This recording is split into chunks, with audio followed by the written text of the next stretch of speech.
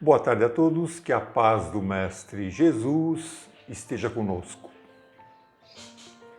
Dando continuidade à leitura do Livro dos Médiuns, estamos hoje no capítulo 19, no item 223, e faremos a leitura hoje dos subitens 19º ao 23º.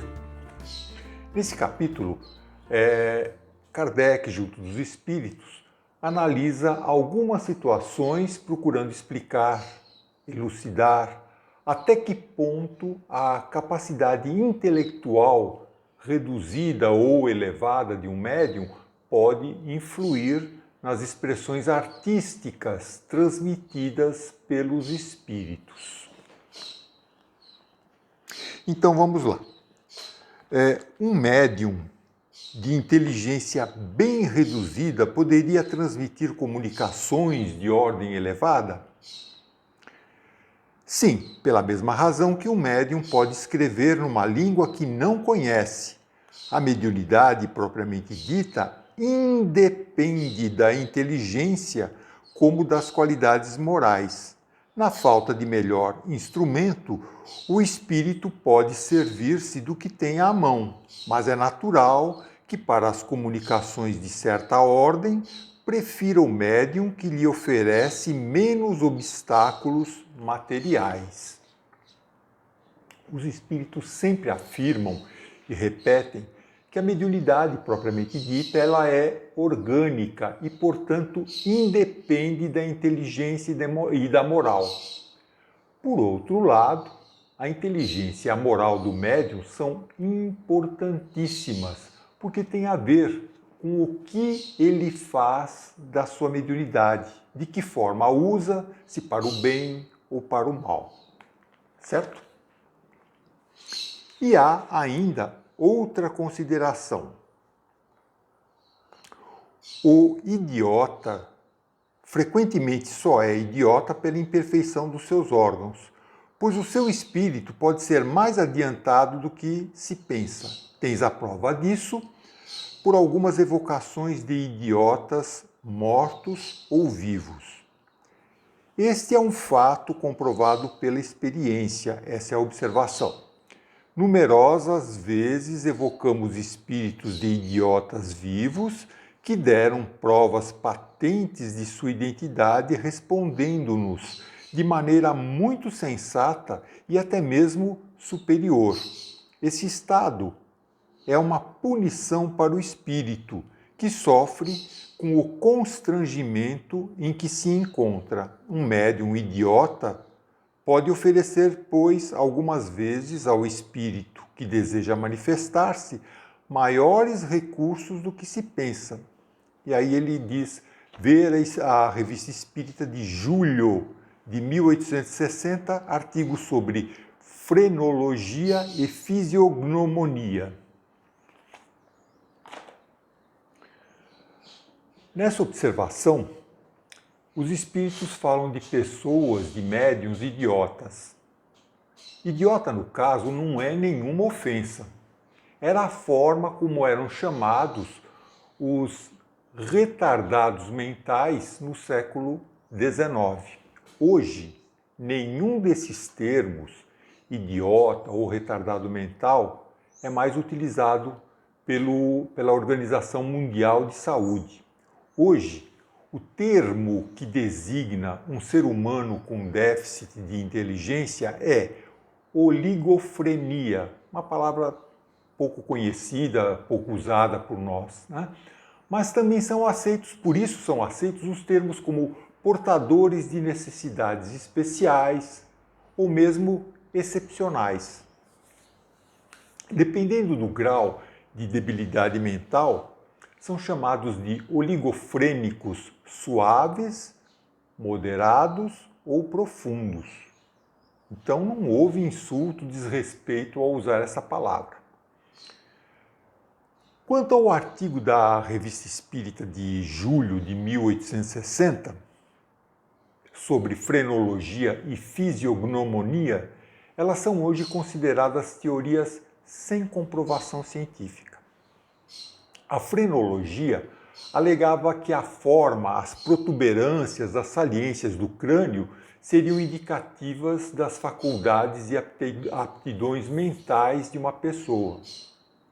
Cabeça grande é sinal de inteligência, não tem nada a ver uma coisa com a outra. E a fisiognomonia era outra teoria de que era possível conhecer o caráter das pessoas pela sua fisionomia, pelos traços do rosto.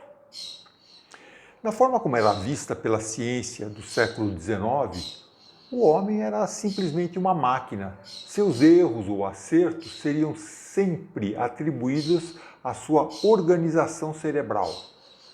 Uma criança nasceria oligofrênica, excepcional, por uma obra do acaso, um erro da natureza e fim.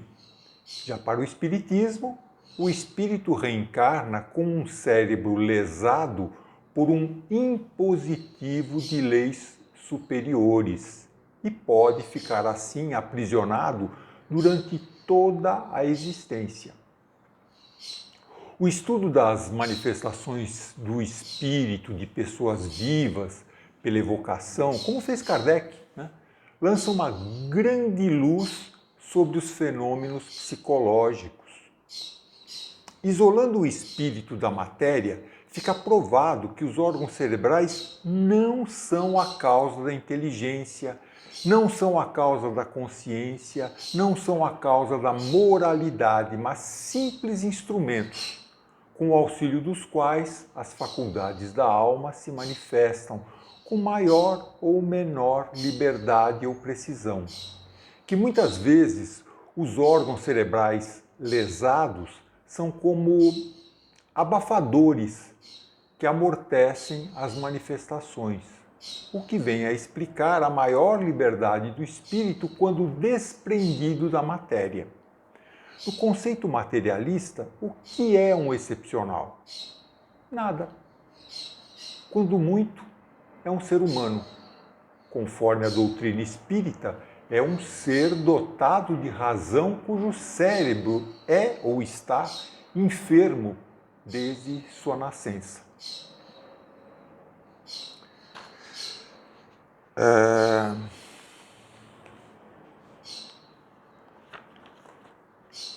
Onde é que nós paramos? Como se explica a aptidão de certos médiuns para escrever em versos, apesar de sua ignorância em matéria de poesia? Dizem os espíritos, a poesia é uma linguagem.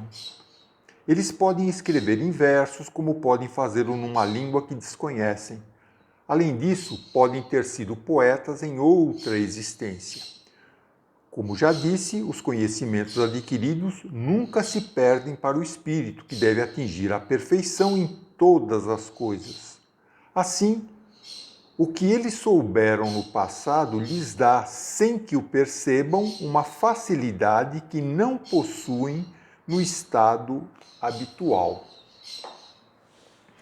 Os estudiosos dizem que a poesia é uma forma de arte que muito provavelmente seja anterior à própria escrita.